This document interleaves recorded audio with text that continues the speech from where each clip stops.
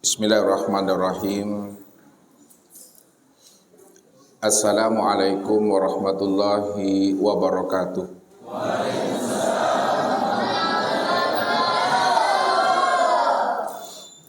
Alhamdulillah. Alhamdulillahilladzi nawwir qulubana binuri ma'rifati wal yakin wa adkhilna ma'al awliya'i wassolihin. Wassalatu wassalamu ala sayyidina Muhammadin nabiyyi sayyidil mursalin wa ala alihi wa sahbihi rasulillahi ajma'in. Wa qala Allahu ta'ala fil Qur'anil Karim, a'udzu billahi minasyaitonir rajim, bismillahirrahmanirrahim. Faman kana yarju liqa'a rabbih falyamal amalan shalihan wa la yusyrik bi ibadati rabbih ahada. Shadaqallahul azim. Bapak Ibu, saudara-saudaraku dan anak-anak kami jamaah Masjid Al-Hilal Kota Caneng, Aceh Tenggara yang dirahmati Allah. Baginda Rasul Nabi Muhammad sallallahu alaihi wasallam pernah menyampaikan pesan beliau kepada umatnya sebagai bentuk cinta dan kasih sayangnya beliau kepada kita. Lalu beliau menyampaikan pesan-pesannya kepada kita ini. Salah satu pesannya baginda Rasul Nabi Muhammad sallallahu alaihi wasallam kepada umatnya, man ahabba liqa Allah ahabballahu liqa'ahu, wa man lam yuhibbi liqa Allah lam yuhibbillahu liqa'ahu. Barang siapa yang telah ada keinginan yang kuat di dalam hatinya untuk berliqa, bermusahadah dan bermuwajahah dengan Allah di dalam kehidupan di alam syahadah ini, maka Allah juga ada keinginan yang kuat untuk berjumpa dan bersua dengan hambanya. Dan sebaliknya kata baginda Rasul, wa man lam yuhibbillahu liqa'ahu lam yuhibbillahu liqa'ahu. Barang siapa yang tidak ada keinginan yang kuat di dalam hatinya, tidak ada rojak, keinginan untuk berliqa dan bermusahadah dengan Allah, maka Allah pun juga tidak ada keinginan untuk berliqa dan bermusahadah dengan hambanya. Ini artinya Bapak Ibu, siapa di antara umatnya baginda Rasul yang ingin benar-benar bermusahadah dengan Allah, ingin berliqa dengan Allah, tentunya lebih dahulu kita tanamkan di dalam hati kita itu keinginan untuk berjumpa dan bersua dengan Tuhan. Karena Allah akan mau menjumpai hambanya. Allah akan mau memperkenalkan dirinya kepada hambanya, yang mana hambanya itu di dalam hatinya telah ada keinginan yang kuat untuk berliqa, berjumpa dan bersua dengan Allah. Tapi apabila di dalam hati setiap hamba itu tidak ada keinginan untuk berjumpa dengan Allah, padahal Allah itu adalah hakikat tiap-tiap segala sesuatu. Allah itulah asal segala yang ada ini. Alam semesta dan diri kita. Inna lillahi wa inna ilaihi raji'un. Sesungguhnya asal kita ini datangnya daripada Allah, pasti akan pulang dan kembali kepada Allah. Namun tidak ada keinginan yang kuat, tidak ada azam yang kuat dalam hati kita untuk menemui Allah. Dipastikan Allah juga tidak ada keinginan untuk menemui akan hambanya ini. Tentunya orang yang ingin berjumpa dengan Allah, ingin bercinta, bermanja-manja dengan Allah, syaratnya Bapak Ibu adalah mengenal akan Allah itu. Bagaimana kita mengenal Allah itu lebih dekat lagi, sehingga antara kita dengan Allah itu tidak ada jaraknya Bapak Ibu. Ini yang dijelaskan Allah di dalam surah Al-Kahfi ayat 110. Dan malam ini kita akan mencoba memahami rahasia ayat ini menjelang waktu Isa masuk. Sehingga kita benar-benar sebelum habisnya usia umur kita meninggalkan alam dunia ini, sebelum ruh itu melepaskan akan canggangnya, bagaimana kita sudah mengenal Allah itu dengan pengenalan sempurna. Sehingga setiap ibadah dan ketaatan kita benar-benar ibadah yang wusul kepada Allah. Apa kata Allah? Waman kana yarju liqa'a rabbih falyamal amalan sholihah. Barang siapa yang ingin berjumpa dengan Allah, siapa ingin bertemu dan bersua dengan Allah, syaratnya kata Allah, falyamal amalan sholihah. Maka hendaklah dia melakukan amal yang soleh dan jangan sekali-kali mempersekutukan Allah itu dengan sesuatu apapun ketika kita melakukan suatu ibadah dan ketaatan kepada dirinya. Jadi untuk lebih jelasnya Bapak Ibu, karena di depan kita ini telah ada media papan tulis, kita akan mencoba mencoret-coret papan tulis ini, ya, supaya kita paham dan mengerti apa maksud dari setiap yang kita uraikan ini.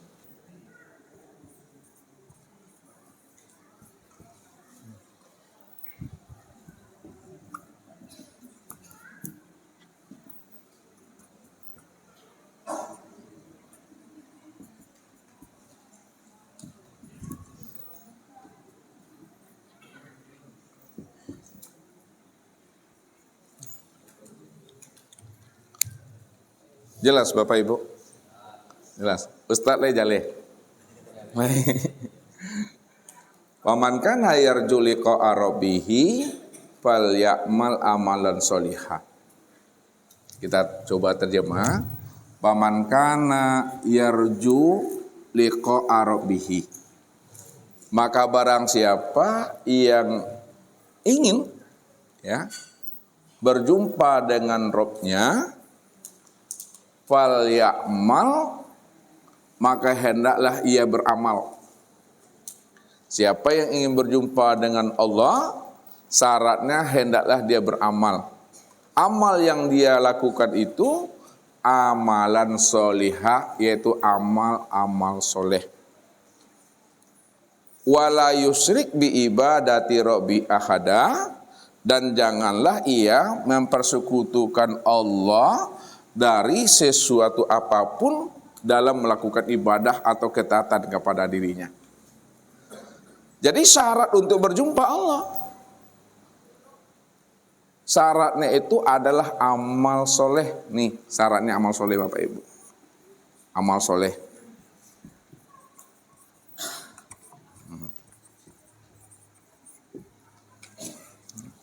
Sekarang mana yang dikatakan amal soleh?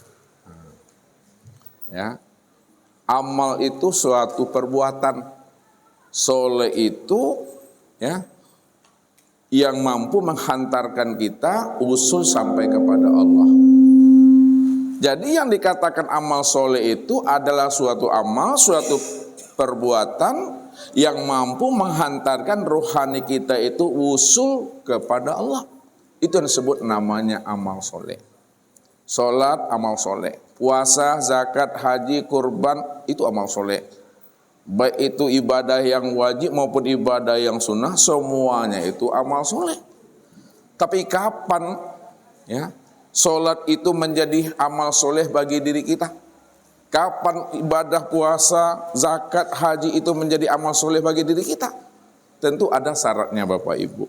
Ya, walaupun salat itu amal soleh, akan tetapi baru dia menjadi amal soleh apabila terpenuhi syarat-syaratnya. Kalau tidak terpenuhi syaratnya, belum dikatakan amal soleh, tetapi dikatakan amal salah. Nah, kita lihat ini ada syaratnya Bapak Ibu. Syarat amal soleh itu ada 3.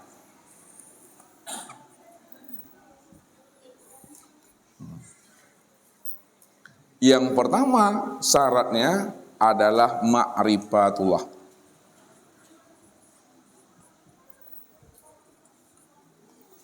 Mengenal Allah. Syarat yang kedua adalah ikhlas. Syarat yang ketiga itu sesuai dengan syariat Al-Quran dan Sunnah.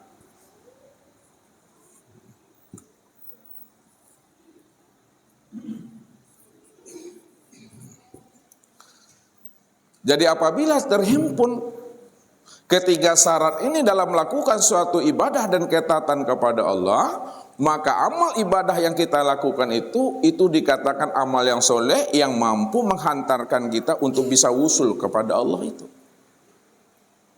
Akan tetapi apabila kurang salah satunya, belum dikatakan amal soleh. Kenapa belum dikatakan amal soleh? Karena salah satu dari syarat itu kurang.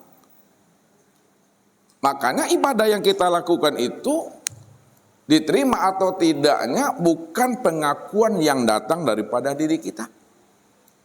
Akan tetapi amal ibadah kita diterima atau tidaknya itu benar-benar pengakuan daripada Allah. Kalau pengakuan datang daripada kita, itu dikatakan namanya ngaku-ngaku, namanya Bapak Ibu. Disinilah letaknya Allah menjelaskan, wahum yahsabuna annahum yuhsinuna sun'a. Mereka mengira dan menyangka telah melakukan amal soleh yang terbaik di hadapan Allah, padahal mereka sudah tertipu dengan diri dan amalnya sendiri. Nah, kalau bahasa Ustadz itu namanya orang yang takicu di nantarang namanya. Takicu di nanggalo biasa tuh Bapak Ibu. Tapi kalau takicu di nantarang sakit bananya nanti. Karam di tengah lautan biasa tuh Bapak Ibu, tapi kalau karam di tepi lautan, bedo bananya awak. Lah itu Bapak Ibu bahasa Ustaz wah. Lain tak tahu dah. Panik aku.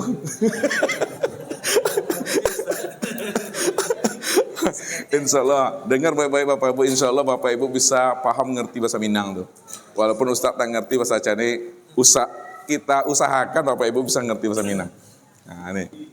Ya, syaratnya amal soleh itu mesti makrifat. Nah, makrifat itu bahasa Arab, bahasa orang Canenya mengenal Allah.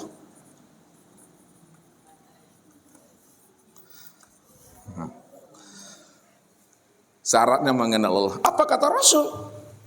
La tasihul ibadah illa bi ma'rifatil ma'bud.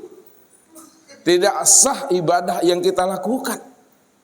Walaupun 35 tahun, 65 tahun, kalau kita tidak mengenal akan Allah yang kita sembah, tidak mengenal Allah akan yang kita ibadati, maka ibadah kita itu menjadi ibadah yang hampa, sia-sia belaka. Ibaratnya Bapak Ibu, ke ladang kita kuat, ke sawah kita rajin, tapi kita tidak mendapatkan apa-apa ketika kita pergi ke ladang kena ke sawah itu. Hanya rasa capek, letih dan panesnya Bapak Ibu. Kenapa? Karena kita tidak mengenal yang kita sembah itu.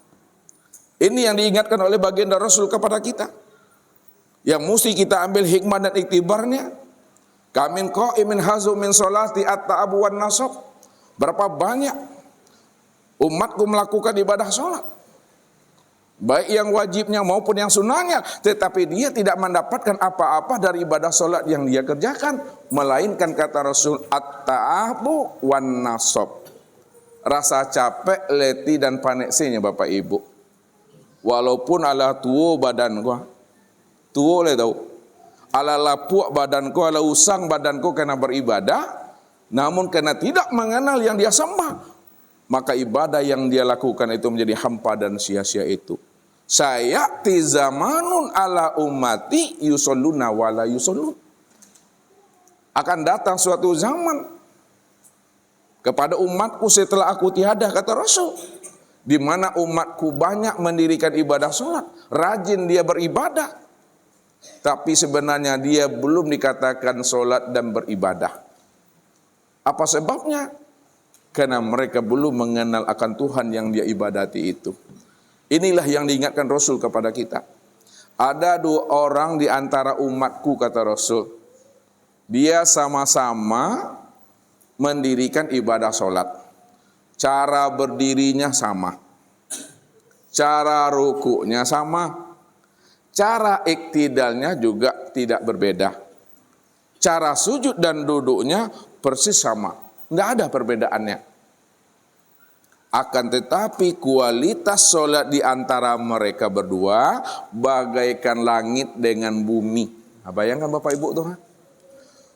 Solatnya, cara berdirinya, ruku, i'tidal, sujud dan duduknya sama.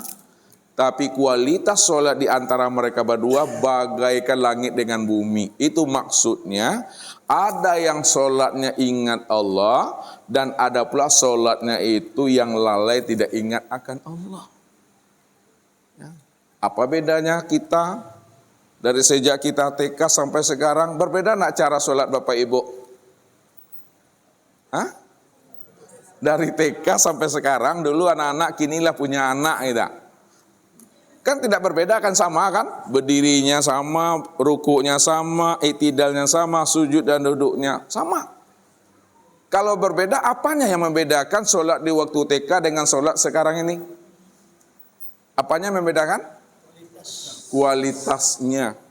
Ma'rifat atau tidak ma'rifatnya, kenal atau tidak kenalnya, ingat atau tidak ingatnya. Coba kalau kita tidak mengenal Allah, bagaimana kita menghadirkan ruhani kita itu kepada Allah, Bapak Ibu? Tak mungkin Bapak Ibu bisa hadir hati dan jiwa itu kepada Allah kalau kita belum mengenal dan menyaksikan Allah. Contoh yang mudah saja Bapak Ibu. Nah, ini contoh yang mudah. Ya, teman Ustadz, ya, ada namanya Pak Ruli. Walaupun Ustadz sampaikan kepada Bapak Ibu, ada teman Ustadz namanya Pak Ruli, kira-kira Bapak Ibu bisa enggak mengingat Pak Ruli itu? Enggak bisa kan? Apa sebabnya Ibu? Karena tak kenal, belum berjumpa, belum bersobok. Pertanyaan yang kedua, walaupun ayah ibu kita, anak cucu menantu kita jauh dari tempat kita duduk sekarang ini di masjid ini, kira-kira Bapak Ibu, bisa enggak Bapak Ibu mengingat ayah ibu, ya suami istri, anak cucu menantu walaupun jauh dari tempat kita sekarang duduk ini? Bisa. Sebabnya apa? Karena kita mengenal dan menyaksikannya. Berarti syarat kita bisa ingat Allah itu syaratnya adalah makrifat. Syarat ingat itu makrifat nih. Saya buatkan syarat ingat. Ingat. Kenapa? Karena sholat yang akan kita dirikan itu dikatakan Allah. As-sholatu li zikri. Nih. As-sholatu li zikri. Sholat itu untuk mengingat aku. Berarti sholat untuk bisa kita mengingat Allah, mesti kita lebih dahulu bermakrifat.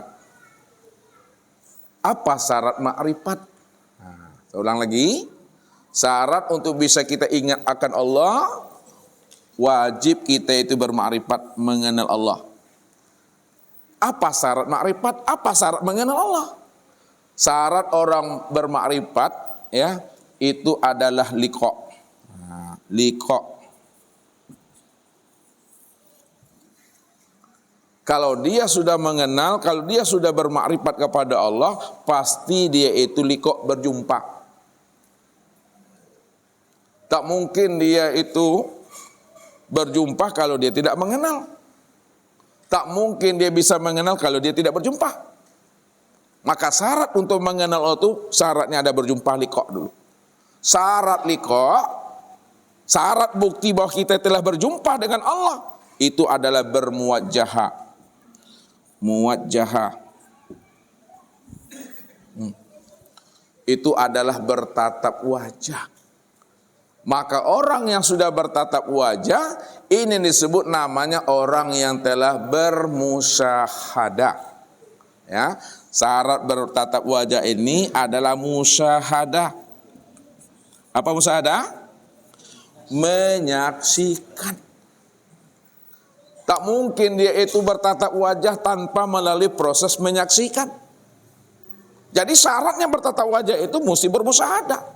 Kalau dia sudah bermusyahadah, dipastikan dia telah berjumpa tuh. Kalau sudah berjumpa, pasti dia kenal itu. Kalau dia sudah kenal, disitulah dia mudah mengingat akan Allah.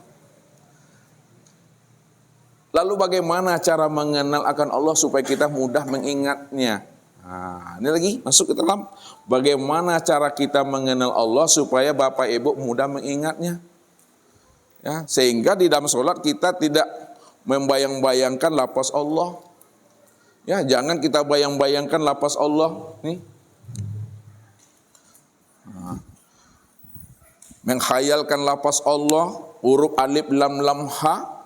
Kalaulah lafaz Allah, huruf Allah, tulisan Allah ini yang kita bayangkan Bapak Ibu, yang kita renung-renungkan, kita tanam ke dalam pikiran hati kita, lalu ini yang kita ingat, berarti kita telah menjadikan huruf Allah, lafaz Allah, tulisan Allah menjadi berhala di dalam hati dan pikiran kita.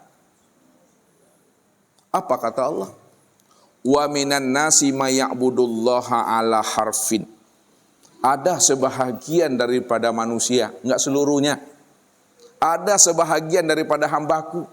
Dia mengaku mengingat aku, dia mengaku menyembah aku, tapi sayang kata Allah, yang diingat dan disembahnya bukanlah aku, akan tetapi yang diingat dan disembahnya adalah huruf Allah, tulisan Allah dan lafaz Allah ini. Apakah huruf Allah dan lafaz Allah ini? Apakah ini yang dikatakan Tuhan? Hah? Bukan Bapak Ibu. Ini huruf, ini tulisan kita yang buat. Berarti kalaulah lafaz Allah dan huruf Allah itu bukan Tuhan, maka jangan sekali-kali kita bayangkan tulisan Allah itu. Jangan sekali-kali kita hadirkan asma Allah itu di dalam hati dan perasaan kita. Kalau kita hadirkan tulisan Allah dalam hati dan pikiran kita, lalu ini yang kita anggap Tuhan, samalah artinya kita telah berbuat syirik, kita telah menjadikan tulisan Allah itu menjadi berhala dalam hati dan pikiran kita itu. Maka pantaslah ibadah kita itu tidak akan diterima oleh Allah Subhanahu wa taala.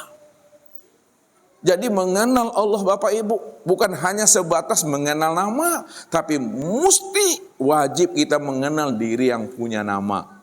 Karena diri yang punya nama dengan nama tidak pernah berpisah cerai. Ya. Contoh spidol. Spidol tahu Bapak Ibu? Tahu. Yang spidol itu kalau memang Bapak Ibu tahu yang spidol itu, ini kah spidol tuh yang ini? Yang kanan yang spidol. Berarti ketika disebut spidol, jelas dirinya, jelas wujudnya. Disebut mik, jelas wujudnya, jelas orangnya. Nggak pernah berpisah dirinya dengan namanya, namanya dengan dirinya. Esa tuh Bapak Ibu. Ya, sama dengan di Bapak Ibu. Bapak Ibu punya nama kan? Nama. Kalau memang Bapak Ibu punya nama, Ustaz tanya sama ibu-ibu dulu nih. Nama ibu-ibu letaknya di mana? Di KTP, di kakak atau di suami? Tegalak. Di mana letak nama ibu-ibu? Terus di pet nama orang? Hah? Kalau diletakkan nama di KTP, di kakak, berarti ibu-ibu di situ enggak nama dah. No name. Di mana ibu kira-kira? Di mana? Ulang lihat. Halo. Barangkali bapak-bapak lah ya, bapak tanggung jawab kok. Karena tugas bapak-bapak, tugas suami bukan hanya memberikan rumah, belikan mobil, ya, makan dan lain sebagainya. Tugas seorang suami, seorang ayah kepada istri dan anak-anaknya, wajib kita menghantarkan istri dan anak kita bisa berlikok, bermusyahadah dengan Allah. Wajib tuh. Kini bapak-bapak kan punya nama kan? Punya nama. Di mana letaknya nama bapak bu tuh? Nama bapak-bapak kah? Di mana Pak nama Pak? Siapa nama Pak? Romi. Di mana letak namanya? Di dalam hati kita, diri kita. Di dalam hati. Yang hati itu yang mana nih? Diri semuanya Pak. Oh, diri semuanya. Adalah alhamdulillah. Nah, Ustaz gue menye-menye semua. Yang penting jawabannya supaya Bapak Ibu tidak panjang-panjang lalek. Nama Bapak Ibu kata beliau adalah pada diri. Kini yang mayang diri itu. Kan itu. Ini ya. Tunggulah pesan-pesan berikut ini. Bagaimana cara kita mengenal Allah? Cara mengenal Allah itu amat sangat mudah Bapak Ibu. Jadi tak ada orang belajar ilmu ma'rifat itu gila. Kalau ada orang belajar ilmu ketuhanan gila, bawa sama ustaz, antarkan sama ustaz. Ya, gilo babini, gilo bajudi, gilo bampo, antar sama ustaz. Lihat tahu gilo babini? Kita ruqyah dia tuh, sembuhnya tuh. Ya, enggak ada orang yang gila. Bagaimana mungkin manusia mengenal Allah bisa gila? Padahal Allah ingin dikenal. Allah ingin dipuji, Allah ingin disembah, Allah ingin diagungkan. Masa orang ingin mengenal, memuji dan mengagungkan yang bisa gila? Ini konsep yang salah Bapak Ibu, ya. Jadi untuk mengenal Allah itu wajib Bapak Ibu mengenal diri. Ini jawabannya nih, diri. Ya. Untuk mengenal Allah wajib mengenal diri. Man arafa nafsahu faqad arafa rabbahu. Man arafa nafsahu faqad arafa rabbahu. Barang siapa yang kenal akan dirinya, pasti dia mengenal akan Tuhannya. Apa maksudnya? Kalau jam 7:30 puluh, awak simpel gaji Bapak Ibu, ya. Nah, karena kan menjelang isya ya kan? Karena habis Ustaz balik lagi ngaji sana. Kita persimpel aja. Ustaz nak mau berlama-lama, ya kan? Nanti Bapak Ibu tak paham, Ustaz udah capek pula. Untuk mengenal Allah wajib mengenal diri. Yang mana yang diri Bapak Ibu yang sebenarnya? Nah, lihat. Yang dikatakan sebenar diri, ya, itu yang disebut namanya dengan hayat. Hayat. Hayat. Hayat apa artinya, Bu? Nah, hidup. Yang sebenar diri Bapak Ibu itu si hayat tuh. Ini kan baru nama nih. Karena al-ismu wal musamma wahid, nama dengan diri yang punya nama tuh esa dia. Ini baru sebutan baru. Ya, mana orangnya? Mana yang si hayat itu yang sebenarnya? Ya. Yang dikatakan si hayat, yang dikatakan si hayat yang hidup itu, itulah yang dikatakan namanya dengan ruh. Ya. Si hayat itu yang ruh itu. Kadang Bapak Ibu, ya, sulit mencari yang hidup pada diri. Sulit kita mencari dan menemui si hayat pada diri. Padahal Bapak Ibu setiap waktu, setiap saat dan detiknya itu bernapas. Ya. Kita payah mencari yang hidup pada diri ini. Ya. Padahal setiap waktu, setiap menit dan detik kita bernapas. Yang keluar masuk tuh. Nah. Kalau tak bernapas Bapak Ibu bakal peduang tuh mah. Inna lillahi wa inna ilaihi raji'un tuh. Jadi yang dikatakan diri adalah hayat yang hidup pada diri Bapak Ibu itu adalah ruh itu. Ini yang diri Bapak Ibu nih ya. Ya. Biasa nak layar dibubuik, nak mati digundam, nak pacah ya. Dak angui dibakar, dak basah dirandam tuh. Itu yang ruhnya. Siapa ruh itu? Lihat, siapa ruh itu? Ruh itulah yang dikatakan namanya rahasia Allah. Ruh itu dikatakan rahasia Allah.